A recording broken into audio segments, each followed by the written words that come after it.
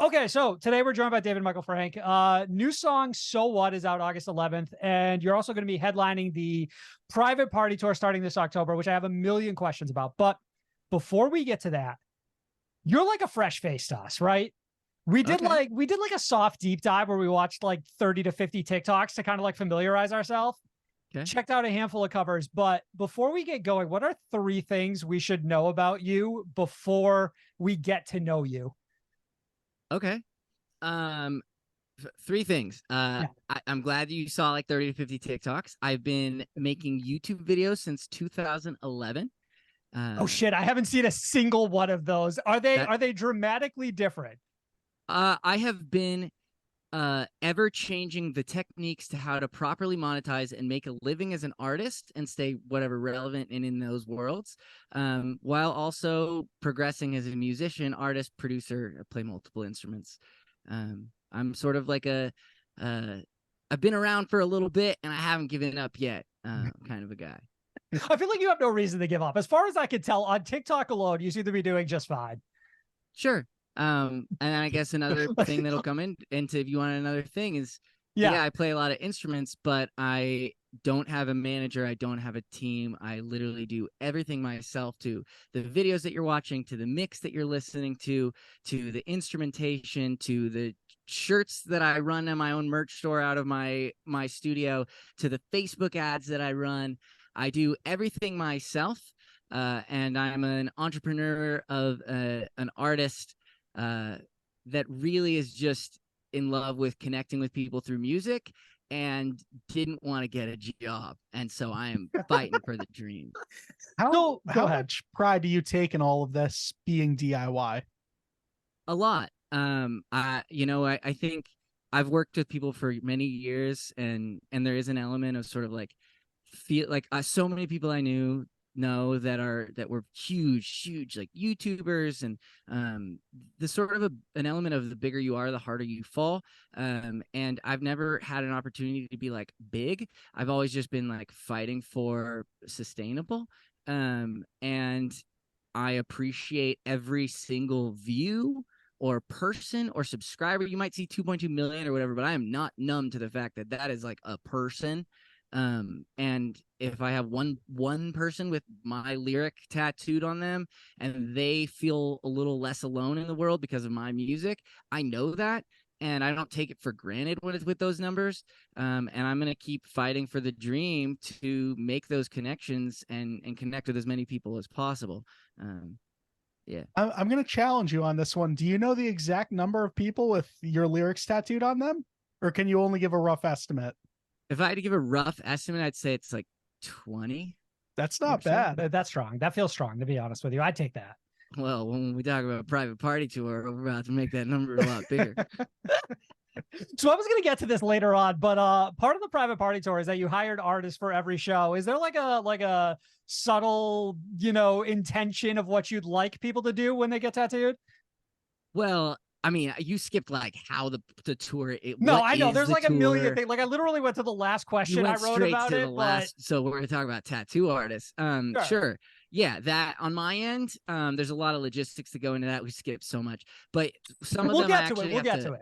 Yes, I some of them I actually have to do the EPA certification and have to send somebody into their venue. I'm traveling with a portable sink. But when it comes down to actually the tattoos themselves, yes, there will be a menu, and I will already have the little like tattoo sheets for the artists across the country to be using. And my goal would be able to have people, encapsulate that moment of the show, the energy, and might be a cute tattoo or might be lyrics from the upcoming album. But everyone's going to be a part of it. Of course, I'll make posts with everybody that gets tattoos and celebrating in that.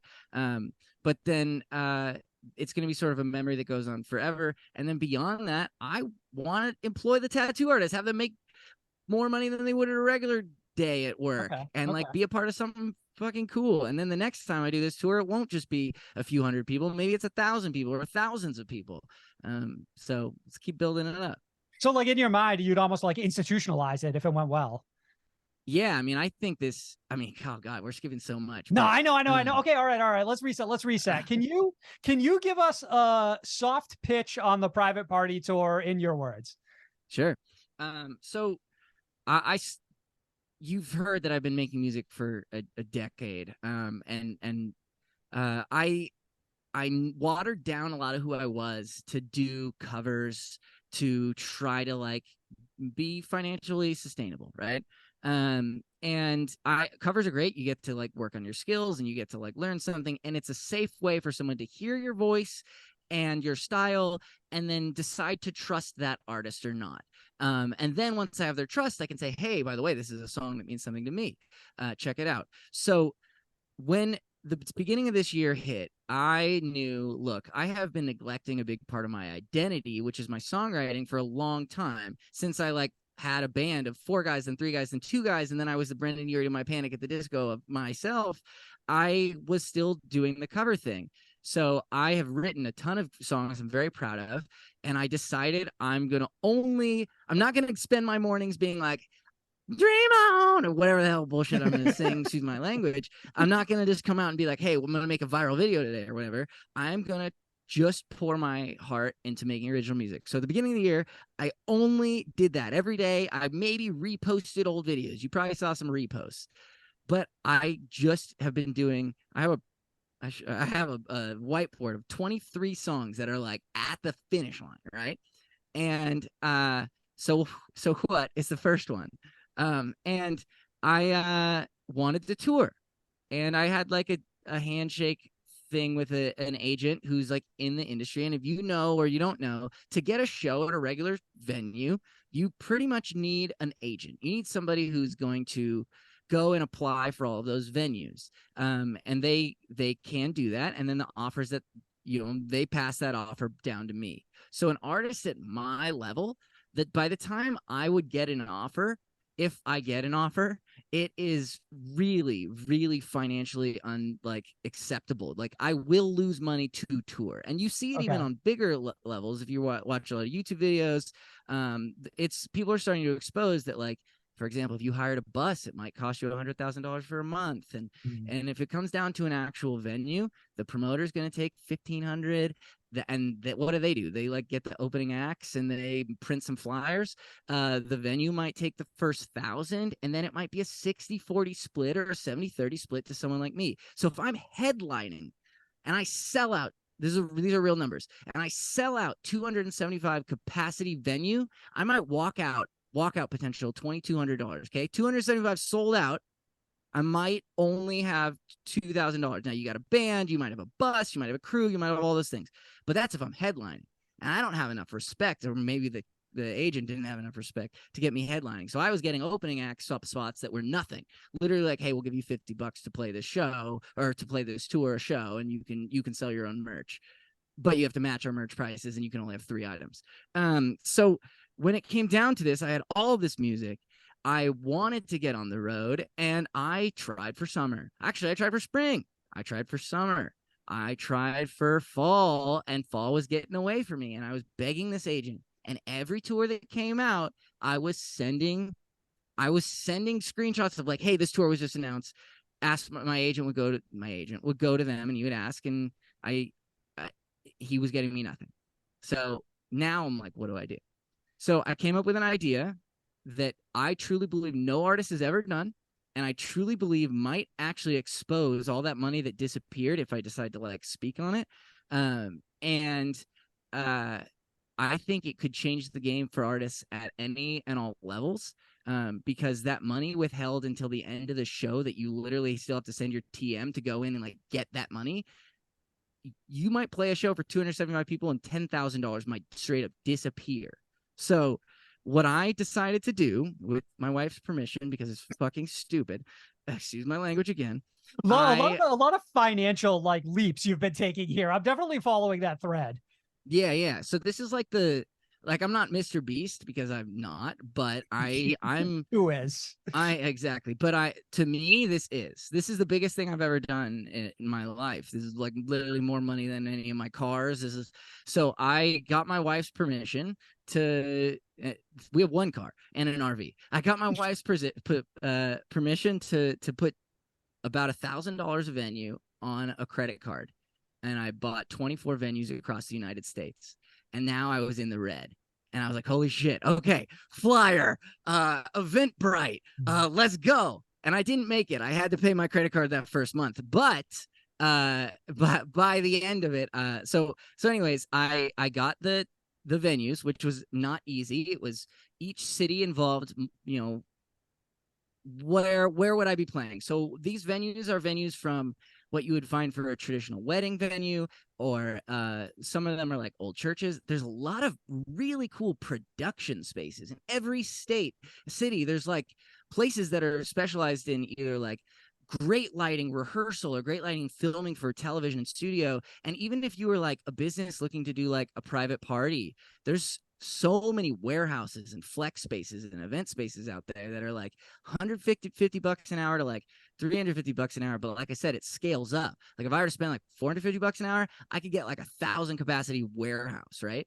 So my idea was, what if I rented rooms and I traveled with a band that could set a sound system up if we needed to. By the way, most of the places that we're playing have a sound system, have a stage, have more nicer lighting than the crappy little venues that are overbooked and nasty and smell of old beer. These are like nice event rooms. So I figured out, you know, we get a band that's multi-talented. They can get in there and set up all the sound and all the lighting.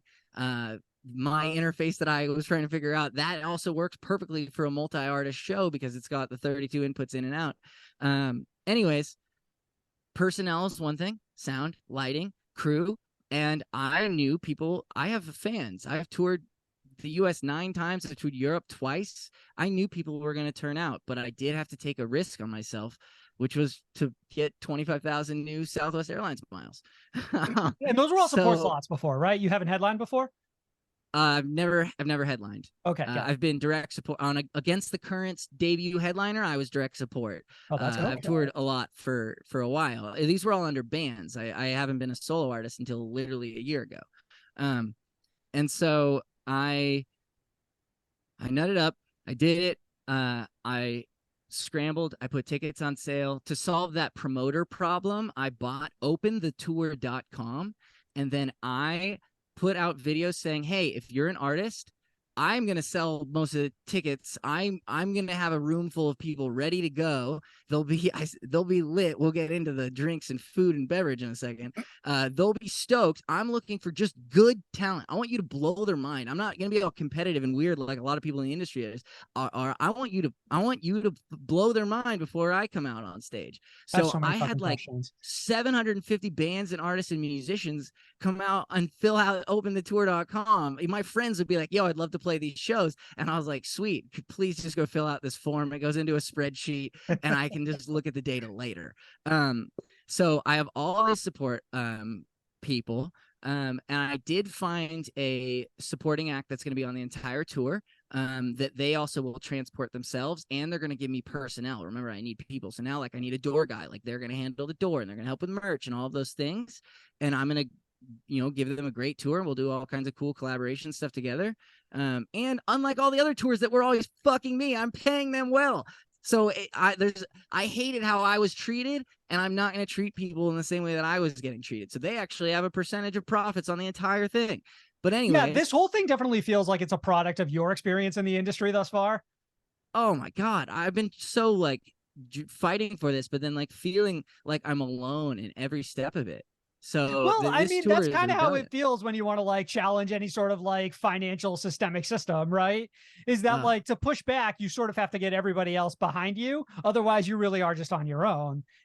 Well, I'd have to show that this will work. That again, a lot of questions. Yeah, and I'll hold some of my cards to now and also until I get to the end. But I will share something that I haven't shared here, and I happen to have captured that moment on camera. I broke even, and so now every dollar is profit. It was like a very like heartwarming moment to like check and see that I like am in the green. What was in the red is very much in the green, and now this tour is going to be expanded to be even bigger and better because of that. So there's your Mr. Beast element. So now I'm dialing in liquor licenses in every single state for the day license for the day. And I The venues are usually making the money on the bar. I can legally, I can actually put out a cocktail in the name of my upcoming single, and I can have a licensed bartender in the day sale license, and I can actually make the profit on the bar that the venues are usually taking. That's the benefit of booking a wedding venue, because I feel like they almost specialize in that kind of stuff. Exactly. And the states that I actually legally can't sell, I can legally do BYOB. Who is ever at a BYOB concert? No one. But how badass is that if I'm in New York and I'm I feel like there are reasons to be fair, but I can't sell, but there's Jello shots on me. Let's go. Like BYOB. Okay, is all the right. Jello shot the signature drink at all these venues then? I'm definitely gonna make Jello shots involve a little more like fridge space than my RV has, but for Nashville, they're gonna get so many Jello shots.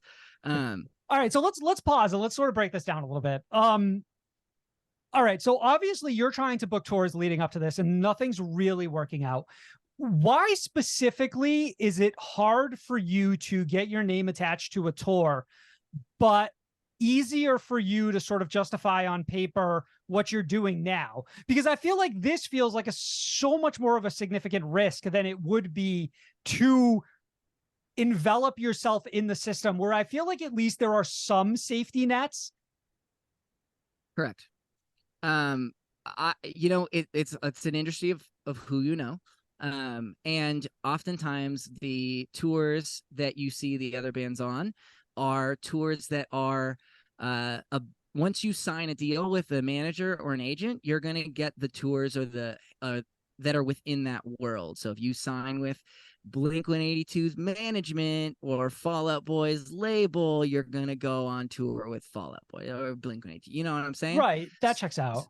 So it is a little contrived at every step of it. And I don't want to talk negative on it, but that also goes down to things like Live Nation and Ticketmaster, and Live Nation owns all the venues or most of them, and then Ticketmaster is the ones putting the fees on the beginning of all of the things. So like if you're in the system, you're in the system, and if you're not in the system, you beg to be in the system. And someone like me would have to come in there and give my firstborn child and all of the masters of my upcoming songs to be a part of the system.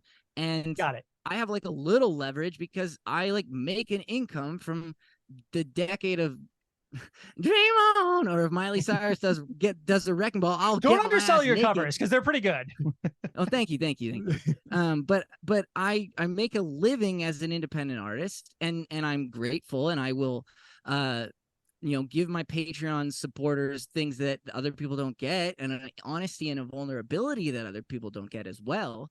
But I'm not in the system right now. I want to be. So then I feel like what you're telling me, though, is that you have a lot of trepidation about even joining it, like even testing the waters for that kind of thing. I haven't had opportunities, and maybe it's that I'm not enough of a squeaky wheel, and maybe I'm not like, I could be more proactive to say, hey, look, manage me. But if anything, it's a little bit more like, hey, look, this is what I can do on my own. And like, if I could find somebody that can learn my talents and skills, I would be all about working with them. I do have a little like trauma from like 2012, 2011. I did get put into like a boy band. We had 4 managers. They were all lying to us and lying to each other. And then Stop. Do we know this band? Like, would I be familiar if you said their name? The name got struck from the internet. But I signed a bad deal. And that was my intro to, like, I got wined and dined. We were in the Soho House, LA, getting like set up with all the like, and we signed a bad deal. And like, had we got the TV show that was promised, or if we were the next Rock One Direction or something like Five Sauce. Were these a lot of like YouTube stars alongside you? One, but yeah, there was a few, but yeah, we were gonna like go mainstream and all of the things, and I was on the like first Digi tour or whatever, so yeah, YouTube was involved. And you're saying this fell apart because of the people behind it, like from a like financial management level? And I have trust issues because of that. Understandable, to be fair. Yeah, totally. And then I had a lot of band issues. I had a bandmate that changed all of our social media passwords on a whim one day, and then he held it hostage for a large amount of money. And because his dad was straight up related to the mafia, he put actual death threats on me and my ex-girlfriend or the girlfriend at the time and other bandmate. And so it didn't matter if we could legally fight for our band name. Like we had no choice but to like change our band name. So I've had like my life ripped away from me multiple times, and I've never given up because of those people that had the fucking tattoos of my lyrics. Like I couldn't pay my rent with that idea, but Holy that shit. idea kept me going. Are you still at like a talking basis level with that guy? Would you say you're still friends? No way. No way. Yeah, no, that's absolutely insane. I can understand why you'd leave a situation like that and be like, yeah, obviously this isn't for me. I really don't need to go through this again. I'm gonna try something completely different. But like, how do you, okay, so let's say the biggest sort of like financial partner in this is your wife, because at the very least, like they're in as deep as you are. How do you go about convincing them? Does that take a lot of work, or are they like, she's supportive, but she was right, sort of like, you know, the RV that we own, like right, but you have a kid too, right? So like there's a lot of factors, right? oh, totally. The RV that we own, you know, if this tour doesn't work out, maybe you should sell like some of your 12 guitars, and maybe we should get rid of that RV. And I was like, oh, look, if I lose, we'll sell the RV, and I give up. I'm sorry. So there's a little bit of leverage there, but you said earlier that you're already in a situation where you've recouped the money. Yeah. And I is haven't that said through that on like the internet yet, but yes. advanced ticket sales? Yeah. Oh, just so you know, there are no at the door. This is a private event. You can't get in. You can't buy a ticket at the door. This is a private event. Okay, so like in theory, you probably started by selling tickets to your patrons and then like worked your way out from there. Yeah, I gave Patreon just a little bit of time, but then I went public with privatepartytour.com, and I haven't told the story a ton of times yet about the true like backstory of what this tour is, but yeah, people seem to be really inspired on me taking a chance myself, and I think. Yeah, well, so yeah, and that's, by the way, I only have one song. This is so embarrassing. I only have one song out under my name now. Between the three bands I had previously, plus all the other bands before that, I have probably 150 original songs and probably like 400 covers or something. I was going to say, you kept talking about like songs that you had in the past, and I was really given a strong impression that So What was like your first song, but that's not exactly the case. You're saying that's sort of it's like my second song. Right. Like you're saying that like people can hear, but like in reality, you've had a lot. Yeah, but under other band names that were literally actually stolen from me. Like I don't have access to any of the stuff. God, so like crazy. I got like robbed, and it's like, yeah, there's songs out there with my lyrics tattooed on people that like mean a lot. You hand me a guitar right now, I probably won't have a bunch from my past that I'd play, but like I feel like they got stolen. I need to like I should have done the Taylor's version thing 10 years ago or 8 years ago. That's a fun thought. 5 years, 7 years ago. I feel like nobody knew you could do that until Taylor decided that she could. You know what I mean? Yeah, because that's yeah, just do it, and you do it better. But yeah, and so yeah, I broke even, and it that means that every dollar is now profit instead of like a traditional 20% merch cut or all the other things that because if it's a 60-40 or a 70-30, like after they've already kept 2,500, like they're just keep making money. And then if you're selling a $90 VIP, they're just walking away to the bank on that one. And I feel like a lot of bands know that, right? Like they go in knowing that they're going to take a loss on this, and it's just sort of about like helping to spread their name to more people. In your mind, is this private party tour kind of a way for you to sort of prove out what you can do, and then in theory maybe you might try working with the system again? Or are you saying that still no, you're just saying that like you visualize this as the way forward, period?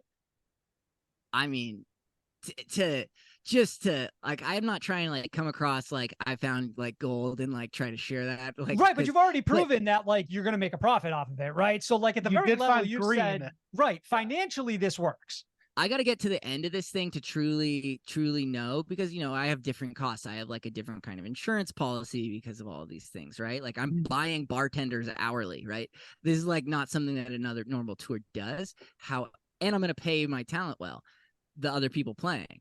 But I believe that on an average 300 capacity show, $10,000 to $12,000 disappears.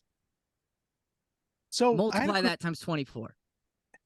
I had a question. As far as booking these venues goes, Is 24 a very specific number? Like, was that just outside of the budget or just within the budget? Like, why not 18 shows? Why not 30 shows? Why specifically 24? I was looking at the calendar with just my wife and like planning around holidays and like the baby's birthday or like a Halloween. Like I'm missing our wedding anniversary, and we'll make up for it. But she wanted me Hold to on, Halloween remember. made the cut, but the wedding anniversary you got axed. I gave her the choice, and she's incredibly supportive. But it was like, hey, like with the tour that we're talking about, like I have to make a choice. Like, what's more important, our wedding anniversary or Halloween? And she was like, Halloween. Well, obviously, we can it's a go gift. out to dinner another night, but the baby's like ready to dress up. Let's go.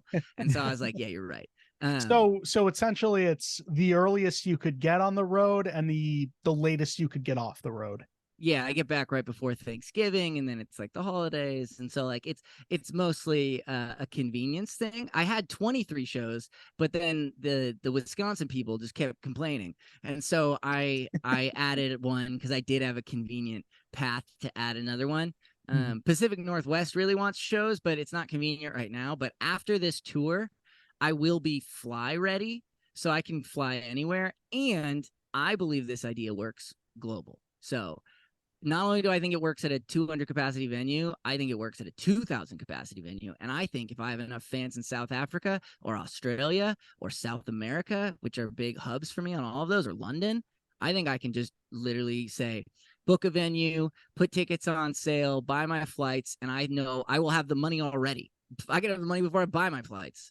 How do you do the math on that kind of stuff? Like, how do you measure the metrics against how many people you think would show up in real life? Because obviously there are all of us who would watch, like, a million TikToks does not equal, like, a million views on a TikTok doesn't equal a million fans, right? So how do you go, okay, I know that if I were to, for example, show up in Wisconsin, 300 people are going to be here. Yeah, I also do a few different things that a lot of the industry doesn't do. One of the things I do is I have an actual just like Google form, and your podcast, you should do this too. I have a Google form, and I have for years been saying, tell me where you live. And if you want me to tour with someone, tell me who you want me to tour with. Both of those are things that would attract someone to fill out a form. It goes into a spreadsheet. It just literally loads into just a spreadsheet of information. And so I have like 30,000 names, phone numbers, zip code, major city, closest major city, what band they want me to tour with, their phone number, their contact information. And like, if you were to like ask me, like I see people do this all the time on Facebook or whatnot, it'll be like, hey, or Instagram, tell me where I should play shows. And like, you can look at the comments and sure, you might see Denver a few times, but that doesn't mean shit. like I have the people's information. And so as a podcast, I encourage you, do that. Like get the data. Because if Twitter disappears and becomes X, or if a social media goes away, you don't have if your X is followers. gone, we're So finished, close. but that's so sweet of you. So get the real data and how to communicate with people. That's one thing when it comes down to like actually doing a show and committing. But there's So you're saying, in a sense, it's as simple as I'm gonna go in here, I'm gonna filter for Denver, and I'm gonna see how many people realistically might be here. Yeah, I knew that before why I chose Denver or certain cities, I looked at all of it, and I made little graphs of like, oh, where should I play in Ohio? Should I play Cleveland or whatever, right? Like, and like Columbus didn't win, so I was like, hopefully Columbus will drive out, right? And then I booked Cleveland, and yeah, there's a little bit of like a lot more of a risk because I have to drop $1,000 or $700 on a venue, and then I got to make the ticket and put it online and try to make the money back. But if it's a $30 ticket and it's call it a $900 rental, that's 30 tickets. And you playing this data against your agent and trying to get venues beforehand, none of this worked as leverage to sort of assist you in getting booked? I think he was sort of a pussy, excuse my language again, in the way that he was representing me. And I don't think he knew all of my like story. And one of my artists or friends that I was shooting TikToks with here, she has millions of followers, and she said that he had emailed her, and the message was super like passive, and that I should like maybe get a chance to open for her, and she's like, I should open for you, like. And she just passed on that I was not being well represented. And I also had seen that in other things because I was getting offers that were brought to me, and they were like, hey, you should do this tour that, you'll get paid $50 a show. And I would, or $100 a show. And I would run the math and I'd be like, so I'm literally going to just lose thousands of dollars to do this tour. Like, is it worth it? And I wasn't being protected. And so either way, there's going to be, if you're a headliner, you're going to get a guarantee. That's the safety net, right? Headliners are going to get, the venue's going to say, hey, no matter how many tickets you sell, we're going to give you $500. Okay. $300. Have you found it frustrating to break into the industry in other ways? Like not just from a touring perspective, but it seems like you have no interest in joining a label, for example. I would, but I have leverage now. I'm not about to give my masters away for like a small amount of money or something, because like, and so you're very I'm starting financially focused. Yeah, I am business-y, but music, and you heard me talk about it right away. Like it's the connection, it's the tattoos, it's the like people that I remember listening to Chester Bennington, and he was like, they were like, this is like a B-side that was like, I want to run away, never say goodbye. And I like literally was gonna like leave that shit on my stereo and I was gonna fucking run away. And like Chester made me feel something. And so like that's why I do what I do. And I do think there was an element of like my parents putting in, I need to like get a regular job or whatever, that like made me work that much harder for something I believed in. But truth of the matter is, if you're an artist and you're not understanding business or music production or even just graphic design or like basic video editing, you're at a huge disadvantage to be taken advantage of by those labels or those opportunities. Mm-hmm. But also you need to sort of know a little bit of everything, and then from there you can outsource. And that's why I run like a operation independently that like works. Quick aside, have you ever had a quote unquote normal job? I was a badass pizza delivery driver. Okay, all right. I was good. I had long hair. I had like luscious hair. I was like a super stoner. I just finished Stranger Things season 4. Would you say you're that exact character? I was, yeah. I relate to the stoner character in Stranger Things. I can't smoke now. I had a moment. I actually got like an intervention by my friends at one point. I was so high that but you had a I'm too high intervention? How does he get there? Yeah, it was years ago. But that was back when marijuana was like a little more taboo. But I will have edibles from time to time, but I'm very focused on my career in the music and all that. But it started to affect my voice. Actually, even if I buy a campfire, like I've always had a sensitivity, but if you've seen my singing, it's a little like annoyingly difficult and sometimes, and if I were to speak on what it is, but to sing higher, your vocal folds, you're using just a very tiny littlest part of them. And if there's any inflammation, I'm not going to sing well. So allergies, smoke, like not sleeping well. Do you think this is something you developed though, or something that like was just brought out from maybe smoking too much? No, I think that it's always been there, but I think when I got better at my craft, it exposed that I need to be like treating it like an athlete would treat if they're like training for the Olympics or of a sport where it involves. You're not going to see like NBA players like really fucking off. Like, yeah, you're going to see them party after the event when they've got a few days off, but like they're going to take it sort of seriously. And once I like TikTok made me take singing seriously because I started to see success in doing hard things. And before, singing was just to communicate the message of the song. And that's still the thing. But once I changed to think about it as like a skill, and like an athlete would, then it's like, okay, now the speedometer on the car can go 160 or something on the freeway. I don't want to go 160 on the freeway. If you watch my TikTok, I look like I'm the guy that's literally driving 160 all the time. But that's because I'm trying to get people's attention from watching the cat videos. But in reality, that is held to the end of the song. That is the moment when you feel why I'm fucked up in here. So, yeah, it's a sensitivity to like taking your craft properly, taking it well, and taking care of your voice, which is such a sensitive instrument. It's crazy that TikTok inspired you to do that, because I feel like for us, TikTok is so much of a throwaway. This is fun. And TikTok has really like validated your whole lifestyle. It exposed like a new opportunity to keep chasing the dream. at a time when honestly getting a job felt like the safe thing to do. I was like, Did you feel like you hit like a ceiling in YouTube?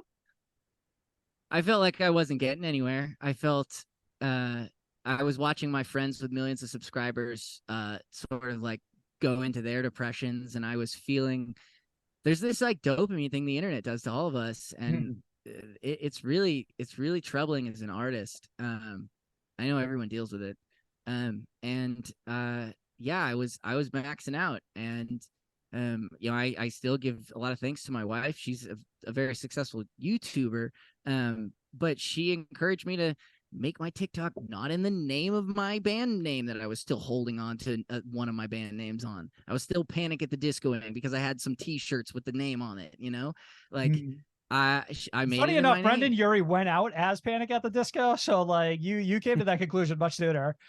Yeah, and I bet he'll come back. I bet he'll for sure come back. I bet he'll come back as Brendan Urie, and I think he's incredibly talented. He says some dumb shit sometimes, but I think he's smart, and I think he'll communicate that effectively, and he's really, really talented. Yeah, certainly have not seen the last of him as an artist. I had one final question about the tour before we moved on. How do you go about choosing openers, especially when you have so many people submitting?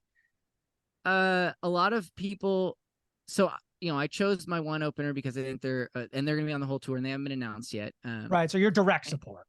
My direct support, yeah. And that is a collective of artists. So it actually gives me multiple openers of artists that are like going for it. And I chose them because they're hustling on content, and I can tell that they all individually have their own things. And then as a collective, they're all helping each other out, which I think that's beautiful, because I hate the competitiveness of the being backstage and like feeling like you're competing with those other bands or something. I hate that. It's gross to me. We're all in this together, and we can share fans or whatever, and everybody's voice or music is different. So I like that, and so that's why I chose them, even though they're not gonna like sell a ton of tickets, but they could, because they have the fucking dream to like go out there and like make the thing. Right, they're driven. So yeah, I was inspired by that.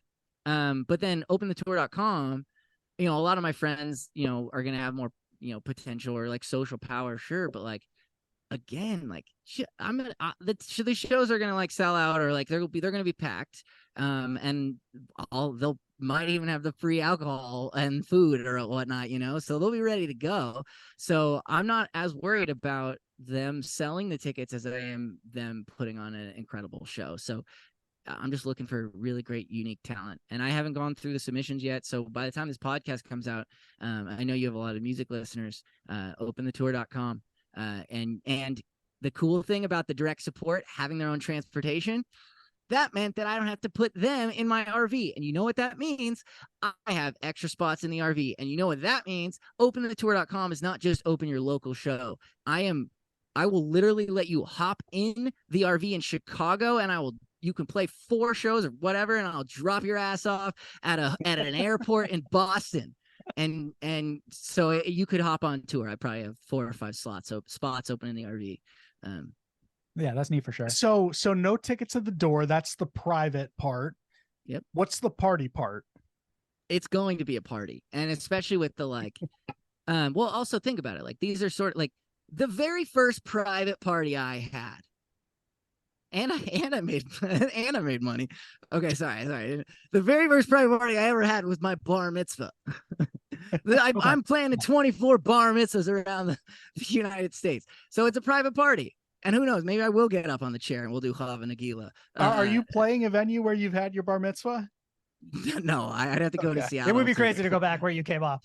No, but I will tell you, this is embarrassing if he listens to this, but my bar mitzvah DJ saw what I was doing, like the guy who DJ'd my bar mitzvah party, and he like texted me and called me, and I was like, oh my God, the DJ's calling, and he just wanted to like be a part of it. And I just thought it was so funny. Wait, is this guy like your cousin or something? Do most people like stay really close with their bar mitzvah DJ?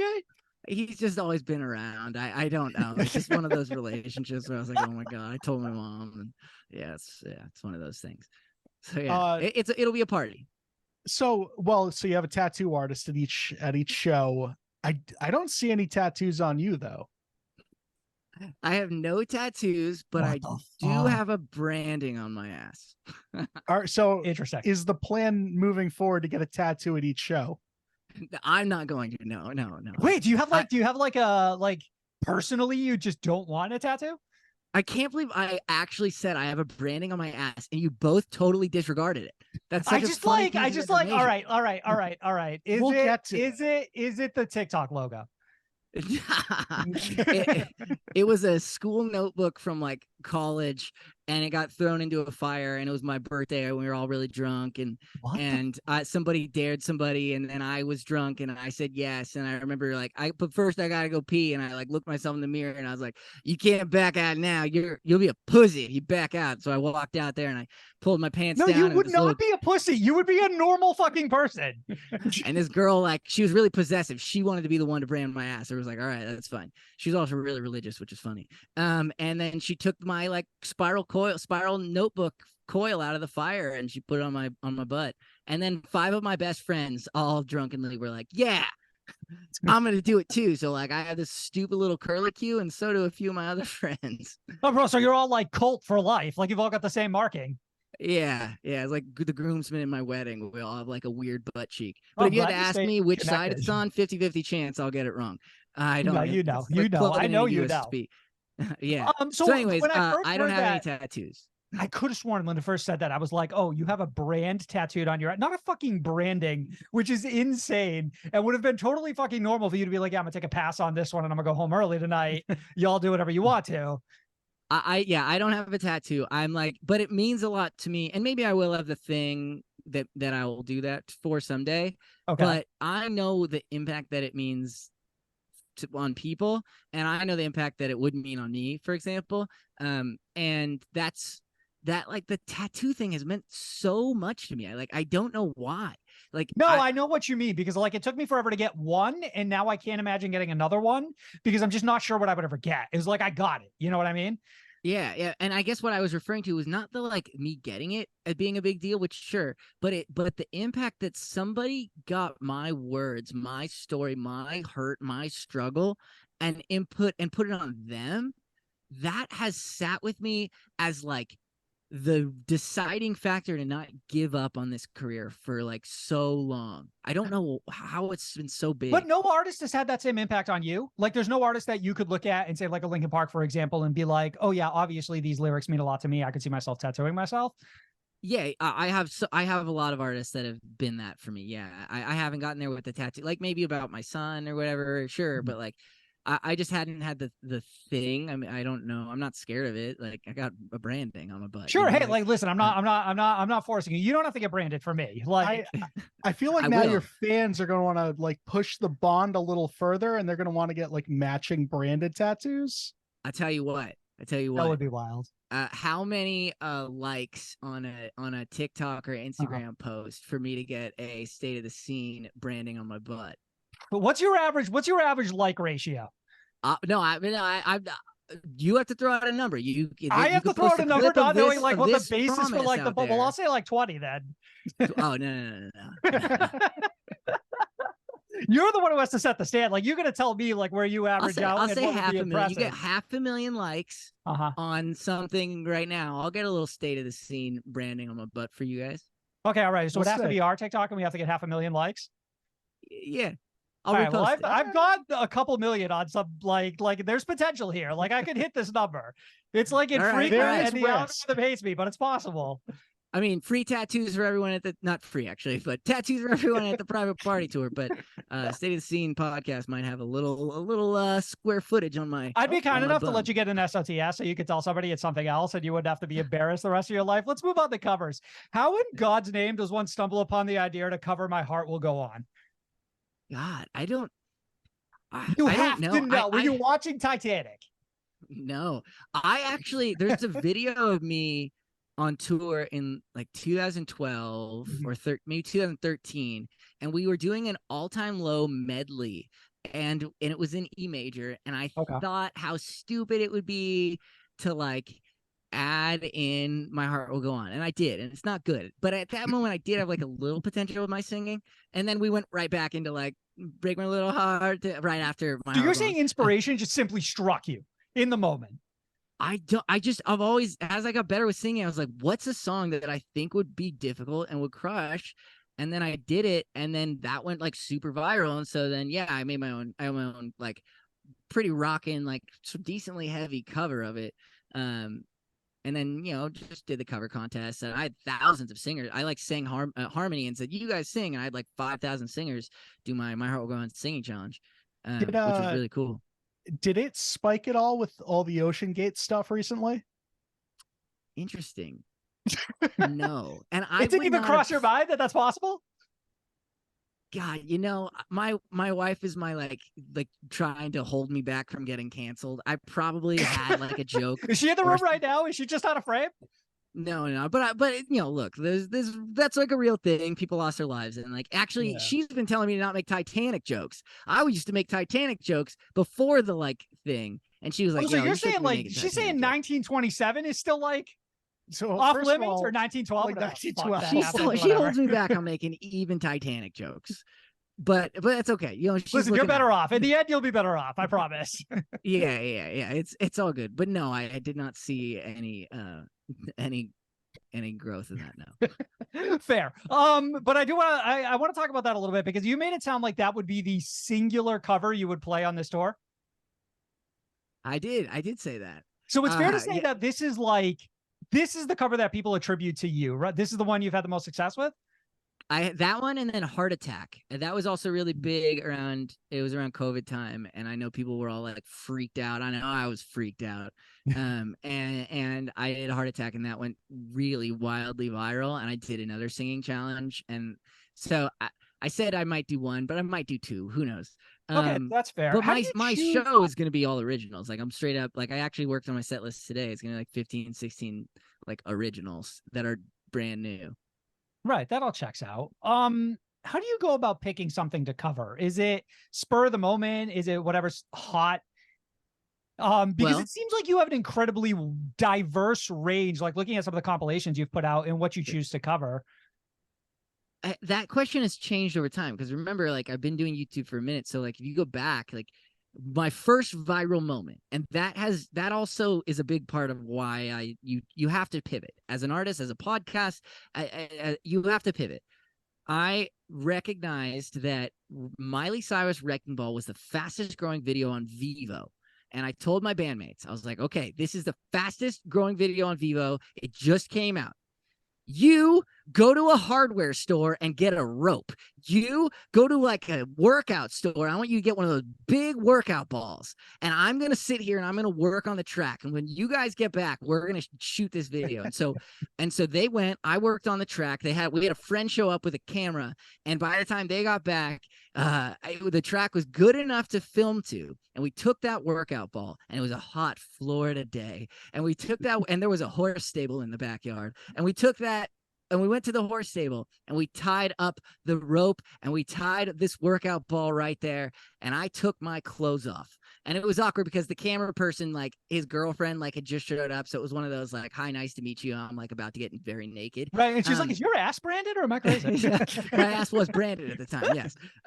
And so I got naked, and the funny thing about this was it was our first time hanging a wrecking ball. So you'd think like hang it low, but we hung it a little high. And so I had to like nakedly like run and like jump onto this wrecking ball. And then the rope they bought was like a very dangerous kind of rope that was all like rugged and like dangerous. And it was a hot day. And then when we tied the ball up, instead of it being just one central fulcrum that would make sense, they tied it stupid with two. So I kept losing momentum, and they had to come like push my sweaty butt because it was 100 degrees in Florida so that I kept having momentum.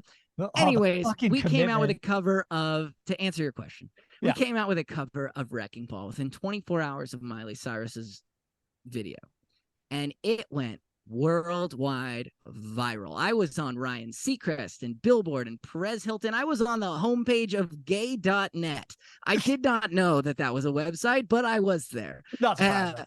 It blew up, and it changed our lives as a band. Our original album was already out. We were gearing up for our EP to come out, and our iTunes, this was iTunes time, went from money of good enough to sort of live on, of like maybe it was a few $1,000s or something, to $8,000 or $10,000 a month all of a sudden from the Wrecking Ball video, right? And now as a band, we were able to like buy an RV and like do things that we were like doing, right? And like we started like leveled up, right? And that was the beginning. And I did a Europe tour, and I remember like, how did you find out about the band? It was like Wrecking Ball, Wrecking Ball, Wrecking Ball, Wrecking Ball, Wrecking Ball. And I was like, oh my God. So that changed, that did something in my brain to be smart about optimizing and managing an industry that's going to change. So as Spotify took over iTunes, you shift. I remember Metallica getting mad at Napster, you got to sort of shift. And I've been doing that. And so picking a song to cover used to be, if Paramore was coming out of the dark like they did, and they came out with Now, whatever, that was the first song when they like came back, or when Fall Out Boy came back, like I literally had to cover within 24 hours. Now, if you would ask me that question, what do I cover? I don't really like, I don't care about the covers right now because I'm just doing the originals. Right. However, for me, it does come to, why would someone watch a video, which is like some entertaining factor, and there also has to be something either like exceptional about it. Like it has to be fucking, as a singer, it has to be hard as shit. Like no one else can do this, or like very few people. Like it has to be really hard, or like something random happened and like you sneezed and like a bottle landed upside down perfectly, and like something, there has to be some magic to it. Clearly watching and recognizing other things that go viral, and then I favorite them, and then I can like sing harmony, or I can do something cool to it to take it to another level. I see you're wearing a Loveless hat. They're badass. I've known Julian for years. I used to like hire him to help me with like editing vocal edits of stuff. That's too funny. And he's, by the way, I just want to give them another shout out too, because in their success, which has been extraordinary, I've gotten to talk with Julian a lot through it. He has a sense of humility that I don't see often in the industry. He recognizes the moments can be fleeting. He has always treated me with the utmost respect and kindness. And I think he's got a good head on his shoulders as they continue to grow into success. I think I would bet money that he'll hold on to that. So yeah, it's worth mentioning that they literally played Lollapalooza yesterday. Yeah, and I fucking celebrate my friends' wins, man, and not a lot of this industry doesn't, but I'm so happy for them. I'm really happy for them. Of course, I'm always like worried that they're like not getting taken advantage of now that they're in the system, and like I've always like been like, hey, if you need a lawyer suggestion, I got a guy. But like I'm trying to sort of look out, but at the same time, like the heart and the head is there. I can speak that on behalf of Julian, and Dylan is also really, really sweet. I don't know him as well as I know Julian. But to answer your earlier question about like what do you cover, like sure, so like I've had some ones where like they were like Loveless was popping off with TikToks, running up that hill. And then I like saw they were popping off. So I was like, I can add to this. I can sing a higher harmony. And I like threw it in and like played off with them. And then you get that sort of like the camaraderie, honestly, because it's true, sort of shows up. It comes across on camera where I'm like, yo, dude, can I borrow your Netflix password? And then like Netflix is like, yo, I want in on this too. Good for Netflix, by the way. And then yeah, I mean, then you sort of see something that's viral and see if you can add something to it. And then sometimes you can be the one that creates that virality. And then if you see somebody else that's adding something into it, or they do a reaction video and their reaction's really sweet, then it's worth me reacting to their reaction. And because you're putting something out into the world that you think might put a smile on someone's face, impress someone, make someone feel less alone, take them away from the chaos of their life, and that's sort of why I got into music in the first place, and that sort of also becomes a big part of the video creation. So then, taking all of that, and let's talk a little bit about your original tracks. What lessons do you take from covering songs that you then bring into writing your own material? No, man, when you cover a song, like you spend a lot of time covering it, and like I can just remember certain ones where you're like filming the cover and you're like, you've already done all the audio and now you're like lip syncing the music video. And I just can remember being like, God, this song fucking sucks. Like by the time you've done the song full, you like, you found out if it's a good song or not. What's a lot of time, by the way? Like, What was give that? me an example. Like, what's a lot of time? Well, say that as an example of a song that I like No, covered. no, That I no, was no, like, no. wow. What's like how long generally? I mean, when you record something and you're like editing it and you're doing all of the mixing, and like you might spend 40, 50 hours on a song before and then you shoot the video and you edit a cover might take hours, right? Like days, like a week, if not more. Um, and yeah, so you're getting a study on music production and content creation and songwriting, and song structure and arrangement. So I've got all this back catalog of like training, David. You're learning how to sing high, cool. You're having more tools in your toolkit, and like something hit me at the beginning of the year where I was like, I don't feel like I'm not like happy as an artist. Like I'm embarrassed because of the amount of covers under my name and the lack of songs and like how much it means to me to have something out in the world that connects with people. And so like that's why I was like, look, my toolkit is ready. My like speedometer of how fast my car can drive on the freeway, like how high I can sing, it's ready to go. Right now, I've got the songs. As soon as I got to Nashville, by the way, a bunch of songwriters like must have been looking for TikTokers moving to Nashville because I just got like poached by incredible songwriters, and I was sort of scared to write with people, by the way, because I was always in a band and I always wrote the songs in the band. I would even like program the drums and be like, yo, what do you guys think? And the drummer would be like, sweet. And then the guitar player would like add one more guitar to it. And I was always writing by myself. And so when I got here, I like got into the Nashville writing world, and they'll like write a song at 10. They'll write a song at 1. They'll write a song at 5. They're driving around town. They're writing about all kinds of things at all styles and genres. And they're incredibly good at the rules of songwriting, the rhyme structure, the tricks, the song math, which is how many syllables in each thing. Where I was always the guy that was writing a song from my heart and fucking like crying on an airplane by myself, not paying attention to did I hit A rhyme, or I was making changes. But you put me in a room with a bunch of those people who are fucking good at like, how do you make it catchy? What's the like exact meter on it? And like all of those things, plus all of my back catalog of recording those songs written by Max Martin or whoever else. And like the songs that I'm about to come out with are like taking my like raw shit, and then I like work with some people who could like grammar check me kind of a thing, and take my songwriting to like a really fucking professional level, instead of like I have like my moments and like that are really raw and pure, but like it could have been said wordier or less wordy or more to the point.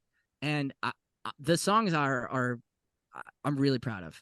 There's been multiple people guessing and checking the writing, and if someone in the room isn't happy with the first verse or the second whatever, like we're not done with the song. And then it gets checked again by the time I'm like recording the different parts. Like this is going to be stuff that I'm really going to be proud of, because it's my first album, and I can't listen back to it and hear that I could have sang that word better, or I should have changed that lyric, or the tambourine was a hair too quiet. Like I can't have that. So I'm High gonna make standards, sure it's extremely high standards. A lot of tambourine on the new album.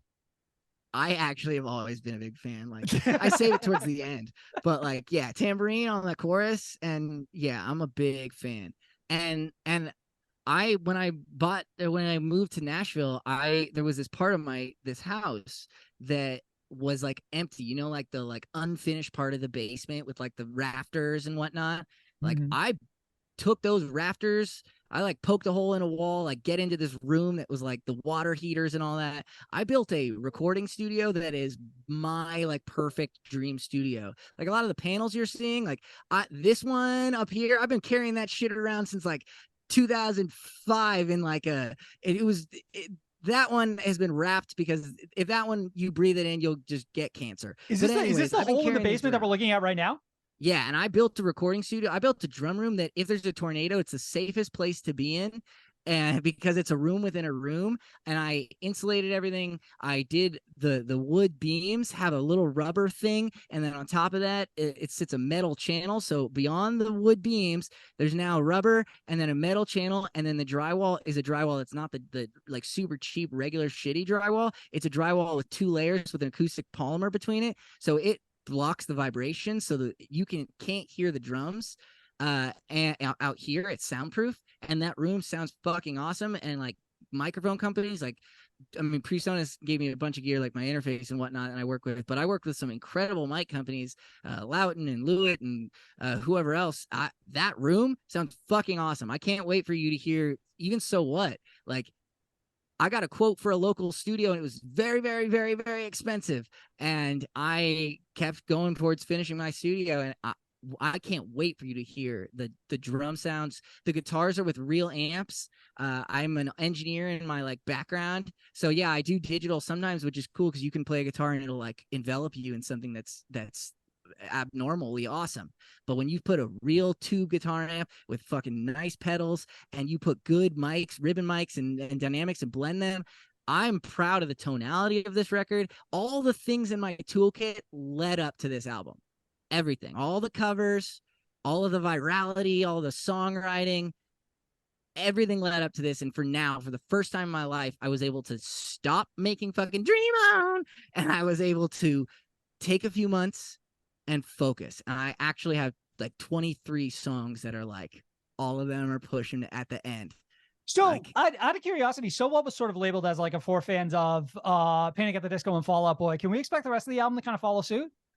Oh man, I got songs that are all over the place. Okay, so we got a lot of variety. But you're gonna so much variety, because like in my life, there's a lot of things like Muse has been, they're like big heavy riffs, and like the tone of the drums and guitars that are like abnormally large and luscious.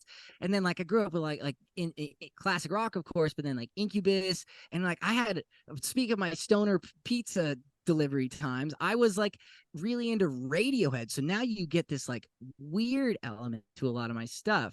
And so like, and then my drummer is super like pop punk, which is great because like you take Blink-182 or just great band like All Time Low, and like I attribute a lot of that energy to great drumming. And if you get a great drummer on your songs, like that's what takes Blink-182 to Blink-182.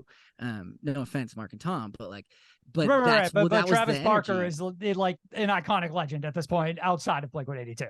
Yeah, totally. So the drums sound great, which is really important to be modern, but then the playing is fucking awesome.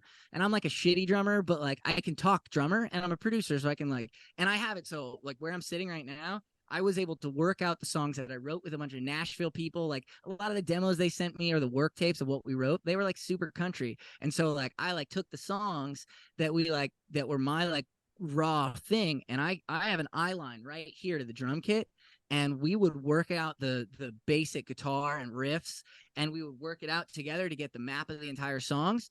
And then now I wasn't glued to these like weird country like work tapes. Now I got the good fucking song, good lyrics, the like rock riffs or whatever, and then the real drumming, and that's the core of everything. So yeah, So it doesn't sound for like fans so the variety won't even be singular. We can sort of expect it to overlap within the same song. Oh man, I got some song for the bridge. They're just like, fuck, like this song could have been a radio hit, maybe, but like maybe it still is. I don't know, but we're going on a journey right now. And like, and we get back to the chorus, but like, it's all styles. There's really heartfelt, more like I got one that's like super dashboard that like really hits home with sort of that like acoustic, but like the lyrics are there and it's inspirational but not cheesy. I even sort of pushed the line, like my second single, I think it might be my second single. I don't know if it's bad, but and no one knows it, so it's premiering here. It's called "Fuck Me Over," and it's a breakup song about like literally like begging for your partner to sort of just fuck me over so that it can like end this thing that's just like dying. Oh, that's a fun approach. Yeah, and it's that I'm scared to release because the title, but like that would be edgier. But that's like a dark pop that's like sort of rock. And there's really a broad style. So what? I'm gonna just keep saying so what. So what is safer in that it is the pop punk crowd is gonna like enjoy it, and like, good entry song is what I think of it as. The My Heart Will Go On. Like I have a lot of older fans on Facebook. Like they'll find it cool. Maybe they'll be like, "Wow, there's too much energy" or whatever. Like I don't know, but it's energetic and it's good. But it might be safer that it's in the middle of the line, but it's still really in your face. Like, it's a lot of energy. I'm gonna open the tour with it too, and it's gonna kick your butt right when the show starts. But stylistically, the songs are all over the place.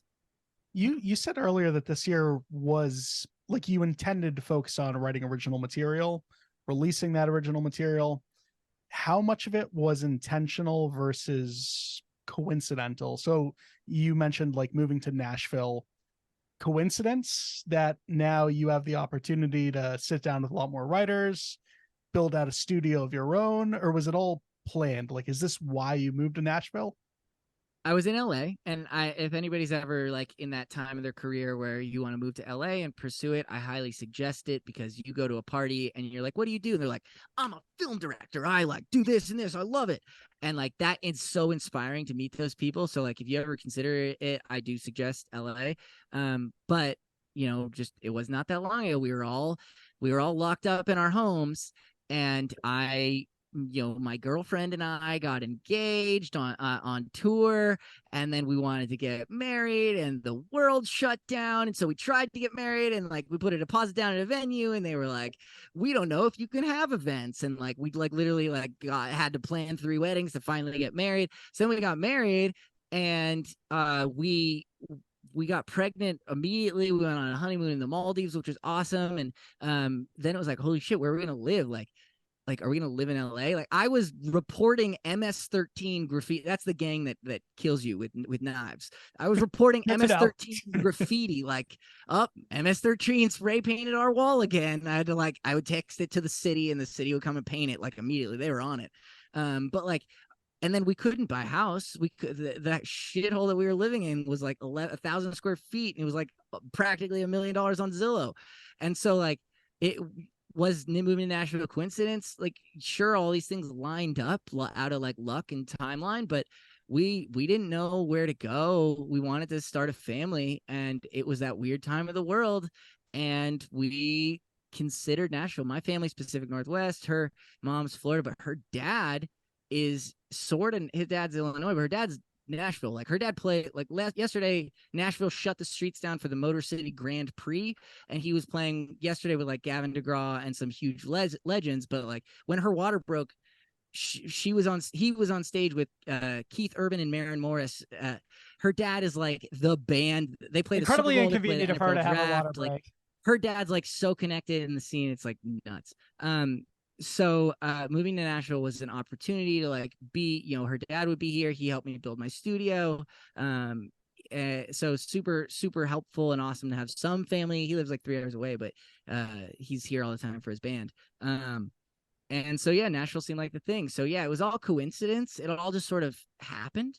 And as life does, and the podcast, I'm sure you guys have seen things develop and grow. And I'm excited now to like, follow you guys, and I've gotten a chance to know and talk with you guys now, but like it grows and develops, and you do have to sort of keep making those changes, especially with the industry that's always going to ever change. And kudos for you. Like, you guys probably were shooting beer pong one day, and you're like, we should start a podcast. And oh God, it was trust me, it was somehow significantly nerdier than that. But it was a lot of like, hey, we're already doing this all the time. Let's just record it and see what happens. But so by the time people hear this, So What will be out. And the private party tour happens in October. And I feel like we've learned a lot about you as a musician and a content creator and kind of your journey to this point. But I wanted to go out with a few just random questions to get a vibe for you as an individual, if that's all right. Sure. Before we do that, is there anything else you want to plug?